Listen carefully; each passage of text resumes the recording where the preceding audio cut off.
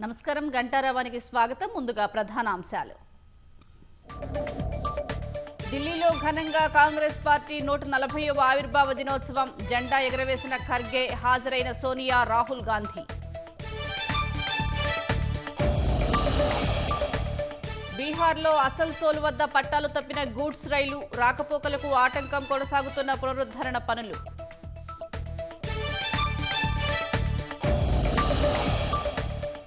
వికసిత్ భారత్ లక్ష్య సాధనకి కేంద్రం, రాష్ట్రాలు కలిసి సాగాలి. పాలనా సంస్కరణలపై సీఎస్ల సదస్సులో చర్చించినట్లు మోదీ వెల్లడి. ట్రంప్ జెలెన్స్కీ భేటీ వేళ క్యూపై రష్యా డ్రోన్ల దాడి, ఒకరు మృతి, 32 మందికి గాయాలు.